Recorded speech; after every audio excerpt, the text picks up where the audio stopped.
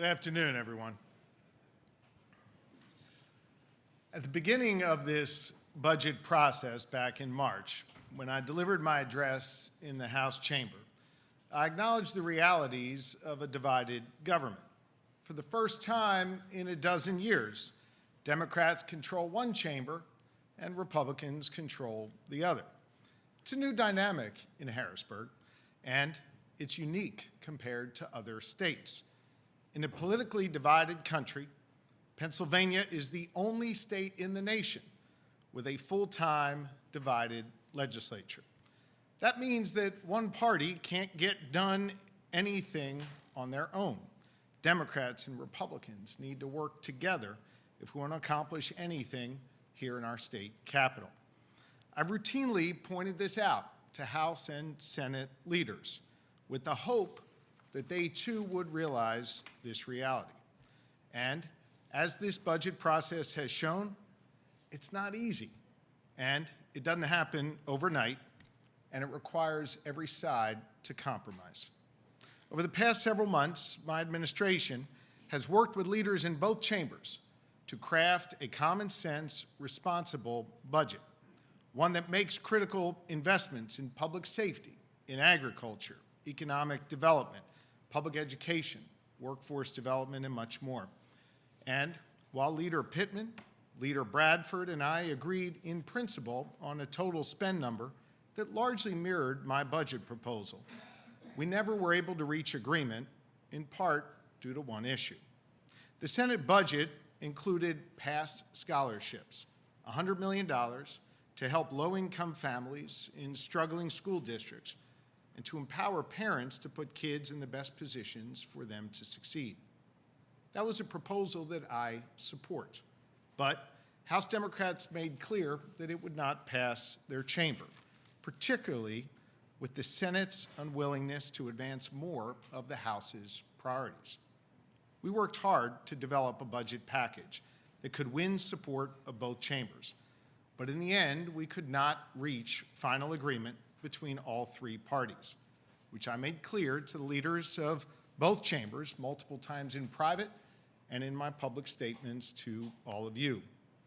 As President Pro Tem Ward acknowledged herself last week, a deal was, quote, actually pretty close. But in the end, Senate Republicans did not close the deal with their House counterparts. Rather than closing a deal that was within reach with House Democrats, instead, they chose to send the State House a budget that was not agreed upon by all three parties, which contained the $100 million for a program that the House was unwilling to advance at this time.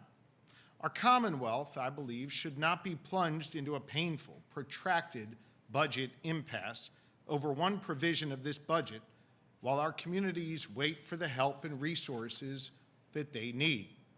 That's why, knowing that the two chambers will not reach consensus at this time to enact pass, and my being unwilling to hold up our entire budget process over this issue, I announced that I will line item veto the full $100 million appropriation. Last night, the House concurred with the Senate budget by a bipartisan vote of 117 to 86. Look, I am unwilling to engage in the small ball which for so long has stymied progress in this building when there was a chance to adopt a budget that makes historic investments in key priorities of both parties and one that is fiscally responsible. This budget delivers $40 million to address workforce shortages, with $30 million for VOTEC and apprenticeship programs, and $10 million for stipends for student teachers to bring more teachers into the classrooms. It would, for the first time, fund the whole home repair program with $50 million of state money and invest tens of millions of dollars in economic development to support Pennsylvania businesses and make our Commonwealth more competitive. For the first time ever, it would provide state funding for indigent defense to fund efforts, and as well as fund efforts to study the disparity in maternal mortality. It would fund 4 new classes of the Pennsylvania State Police Cadets, increase our support for EMS providers, and help counties provide critical mental health services. It would support our farmers and our ag industry by providing $34 million to help poultry farmers impacted by avian influenza, as well as creating a new organic center of excellence. And it includes historic $1 billion increased investment in K-12 public education, including the largest increase in basic education funding, a funding formula that each of our school districts rely on. It is the largest increase in the history of Pennsylvania. It establishes universal free breakfast for every public school student in Pennsylvania.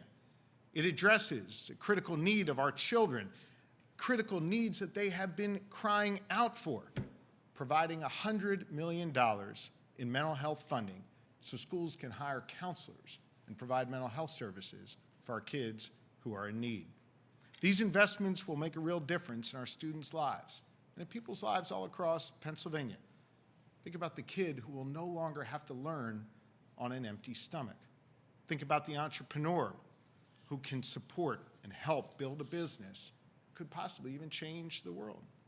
Think about the young person who now has the freedom to chart their own course and the opportunity to succeed. Think about the mom who can know that her community is a bit safer because there's more state troopers on the beat. This budget delivers for them, and it will do a lot of good all across Pennsylvania. And I want to sincerely thank the Democratic and the Republican members of the House and Senate who voted in a bipartisan manner for this budget. But I recognize this budget isn't law yet. I will sign this budget when the Senate sends it to my desk. We should not delay getting the good people of Pennsylvania the help and the support they need. And I hope the Senate will be responsible stewards of the public trust and return to Harrisburg to sign this bill, a necessary administrative function, before it can come to my desk for my signature to make it law. Like the budget bill, the Senate is also sitting on a bill that passed in both chambers overwhelmingly to expand the property tax rent rebate for hundreds of thousands of our seniors. This is another significant win for this body, for this building, for this common sense approach. You know, it's going to help seniors stay in their homes. It's been 17 years since we updated the formula that provides relief for our seniors. This bill would nearly double the rebate for our seniors and make over 170,000 more seniors eligible for property tax rent rebate. And importantly, it would tie the income cap to a cost of living so that no one would become ineligible just because their Social Security payments went up. These seniors who worked hard, they now need us to deliver for them. And all I need is for the Senate to return to put this bill on my desk so they can immediately get the help that they deserve. I also know that budgets are normally accompanied by what's known as code bills. That's legislation that lays out the specific details on how some of that funding gets spent. In our divided legislature, it's now the responsibility of the House and the Senate to find a way to work together and to iron out those details. They need to talk to one another. They need to understand each other's perspectives, and they need to meaningfully engage with one another. And they need to learn how to close the deal together with one another. In the meantime, I'll remain hard at work delivering for the good people of Pennsylvania. And with that, I'll be happy to take a few of your questions. Can you say how many times yourself, Mr. Bradford, Mr. Pittman sat in the same room and talked about this? There were numerous times where we sat together and numerous times where we spoke together. How many were physically in person, how many were through other communications, but it was multiple times. Did you say when the last one was? I don't recall off the top of my head, but we spoke regularly throughout this process. Senate Republican leaders say they might not have had to deal with House Democrats, but they say they had to deal with you and that they agreed to things that they wouldn't otherwise agree to in exchange for your support of pass about it. They say they feel betrayed, that they're not sure how this relationship can continue going forward in the bipartisan way that it had been going. Your thoughts about all that? Look, I recognize that some of them want to distract from the reality that they now find themselves in. There was never a deal between all three parties that was acknowledged by all the parties privately and publicly. They now need to get in a room with the House Democrats, and they need to learn to work together, and they need to work on these code bills and return to Harrisburg to get the budget bill to my desk. Governor, to follow up on Seth's question there, they've said that you betrayed them. They said that you broke your promises. Do you think that's a fair assessment of the discussions we've had? It's obviously not accurate, given the fact that their own leader acknowledged that there was not a deal, and multiple times it was acknowledged that there was no deal between the parties. Jan? Yeah, let's continue on this line here.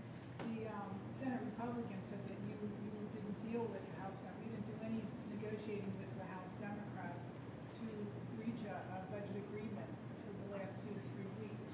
And so, you know, they thought that you were carrying the House Democrats on your back whenever you went into meetings with them. So, I mean, did they somehow have a wrong assumption about that? I think that's an inaccurate assessment of the situation. What's clear is that the Senate Republicans were unwilling to consider the priorities of the House Democrats.